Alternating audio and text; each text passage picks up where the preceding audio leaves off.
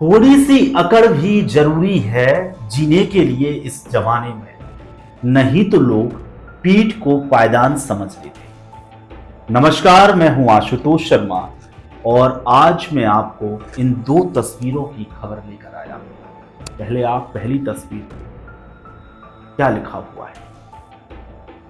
अब आप दूसरी तस्वीर देखिए, अब क्या लिखा हुआ है। सागर की राजनीति में दो शख्स हैं, एक पूर्व मंत्री भूपेंद्र सिंह है और एक वर्तमान मंत्री गोविंद सिंह है। दोनों के बयानबाजी के दौर शुरू ही हुए थे और अचानक ईडी की छापामार कार्रवाई देखने को मिलती है। सौरभ शर्मा, जो कि भोपाल निवासरत है, आरटीओ का एक अदना सा कर्मचारी है, उसके घर से चांदी बरामद होता है, करोड़ों रुपए बरामद होते हैं और ठीक उसके बाद में एक कार बरामद होती है जिसमें करीब 52 किलो सोना बरामद होता है और कैश भी मिलता है।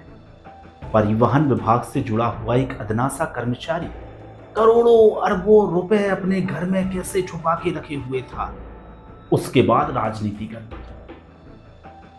एक नेता है कांग्रेस के दिग्विजय सिंह, उन्होंने बाकायदा मीडिया के सामने मंत्री पर आरोप चढ़ाया। उसकी खबर चर्चा का विषय बन गई। गोविंद सिंह राजपूत के खिलाफ यह मोर्चा खुला था, लेकिन जो आज हम आपको खबर बता रहे हैं इस तस्वीर की बता रहे हैं। आखिरकार क्यों इस तस्वीर से इन दोनों नेताओं को जोड़ा जा रहा है। सौरभ शर्मा, जिसके पास काली कमाई का एक बड़ा जखीरा बरामद हुआ है, कहा यह क्यों जा रहा है कि मंत्रियों का पैसा वो खपाने का काम कर रहा है। सौरभ शर्मा मंत्रियों के पैसे को कहीं और लगाता था, उसके बदले में रिटर्न देता था और यही उसका मुख्य काम था।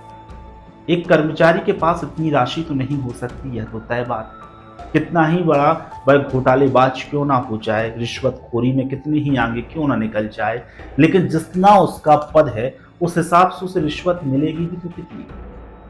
ये तो बात तो बिल्कुल पक्की है कि सरपरस्ती तो रही हो, किसी ना किसी एक ऐसे वजनदार शख्स का हाथ तो उसके सर पर रहा होगा, तभी तो उसकी तूती बोली होगी।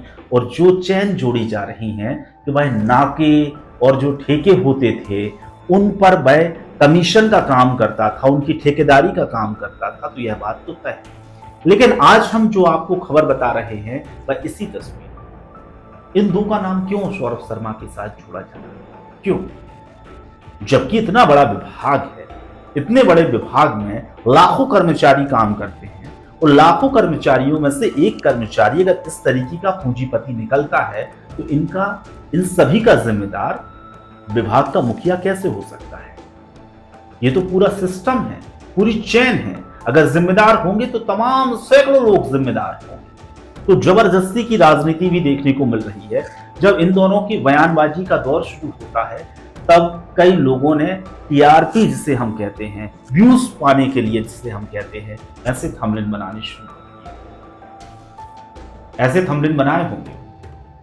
अब एक और थंबनेल के बारे में हम बात कर लेते हैं। इस थंबनेल में प्रीतम लोधी क्या कह रहे हैं। सौरभ शर्मा की मां का डीएनए टेस्ट करवाया जाए। भाई वहां के मौजूदा जो पिछोर के विधायक हैं उनके बेटे, अब पिछोर से प्रीतम सिंह जो है लोधी वह विधायक हैं। अब अगर वह इस बारे में बात कर रहे हैं तो क्यों कर रहे हैं? अपने विरोधी को नीचा दिखाने के लिए कर रहे हैं। लेकिन साहब आप सोचकर देखें, आप अपने विरोधी को नीचा दिखाने के लिए सब कुछ कर रहे हैं, लेकिन जो अभी आरोपी है उसकी मां को आप बदनाम करने का काम क्यों कर रहे हैं? किसी के चरित्र पर क्यों इस तरीके के आप सवाल उठा रहे हैं?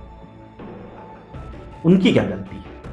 सौरभ शर्मा की मां की उतनी बड़ी गलती मुझे नहीं लगता कि है, कि इतनी बड़ी गलती तो बिल्कुल नहीं है। उनके चरित्र पर आप संदेह लगा दें और साफ साफ जग जाहिर करें। किसी बुजुर्ग महिला को यह शब्द जब उसके कान में सुनाई दिए होंगे कि वह नाजायज बच्चों को पैदा करने का काम कर रही है, तो प्रीतम लोधी जैसे बयान आपके लिए शर्मसार कर देने वाले हैं, धिक्कार के समान। ऐसा भी लोग कह रहे हैं, कमेंट्स ऐसे भी हमारे पास आए।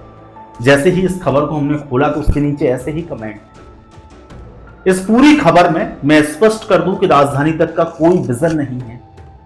किसी भी तरीके से इन तस्वीरों को हम प्रमाणित नहीं करते हैं, लेकिन जो चल रहा है सोशल मीडिया के बाजार में उस पर बात करना जरूरी है, उस पर आपको बताना जरूरी है। राजधानी तक पहला ऐसा चैनल है जिस पर आपको विश्वास आंख बंद करके हो जाना चाहिए। यहां हम जो खबर चलाते हैं कभी भी टीआरपी के लिए नहीं चलाते, फालतू के व्यूज पाने के लिए नहीं चलाते, नहीं तो हम भी झूठी खबरें इस तरीके की अफवाह वाली खबरें चलाएं और करोड़ों व्यूज कमाएं। एक सैद्धांतिक चैनल है राजधानी तक जो आप तक विश्वसनीय खबरें पहुंचाता है। आप चैनल को सब्सक्राइब करें या ना करें, लेकिन आपका जो मोहब्बत का सिलसिला है यह हमारे साथ हमेशा बना। भूपेंद्र सिंह राजपूत ने जिस तरीके से मंच पर कहा था कि होर्डिंग में फोटो लगे ना लगे, आपके दिलों में फोटो होनी चाहिए, ऐसे ही हम कहते हैं कि आप सब्सक्राइब करें या ना करें, आप इस चैनल को विश्वसनीय चैनल की नजर से देखते रहे। इन दोनों ही फोटो को हम दिखा रहे थे, इन दोनों फोटो के विश्लेषण को हमने बताया। इस थंबनेल को हम धिक्कार थंबनेल कहते हैं। फिलहाल जाते जाते आपसे इतना जरूर कहते हैं कि चैनल को आप सब्सक्राइब कर लें, इसलिए कर लें ताकि आप ऐसी खबरों से भ्रमित ना हो जाए। नमस्कार।